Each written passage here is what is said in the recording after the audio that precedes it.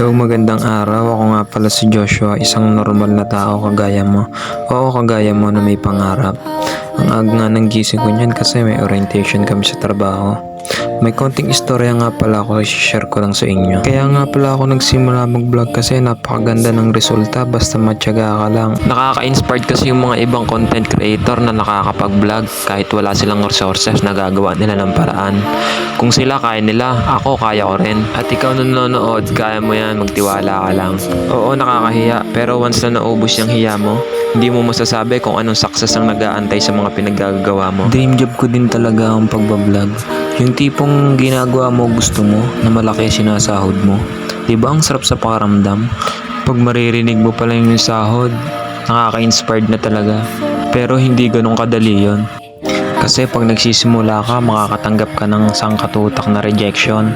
Yun ang hahamon sa'yo at hahamon sa journey mo. Usapang sahod, alam ko matagal pa yon. Kaya nga ako nag-apply ng trabaho para gagawin mong side hustle to. Oo nga pala, nagbebenta rin ako ng Shanghai at Graham. PM lang kayo kapag gusto nyo. Kasi sa totoo lang, yung mga sikat na vlogger na yan, nagsimula rin sa number 1 yan. Pwede bang magsimula ka sa number 10? Eh di doon ka muna sa number 1. Ako titigil sa ginagawa ko. Alam ko naman sa sarili ko na kapag ginagawa ko ito ay hindi ako nakakapurwisyo ng ibang tao. Yun naman ang pinaka-importante sa lahat. Kaya ikaw na nanonood. Kung may plano ka, gawin mo. Kasi isang beses lang tayo ditong mabubuhay sa mundo. Papayag ka ba na mamatay ka na hindi mo nagagawa yung gusto mo? Malay mo, di ba?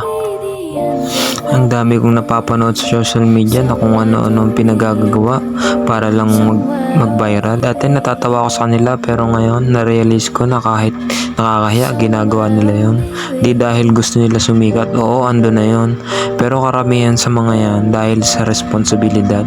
Kaya kahit nakakahiya ginagawa nila yun. Saludo ko sa inyong lahat.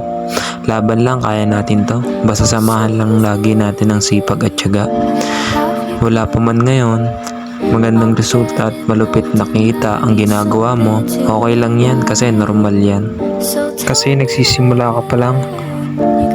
Paano, puputulin ko na tong video, masyado tayong napapakwento.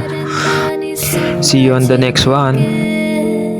Teka, yung sukli ko, baka sabihin nyo hindi ako nagbayad. Yun lang, bye bye!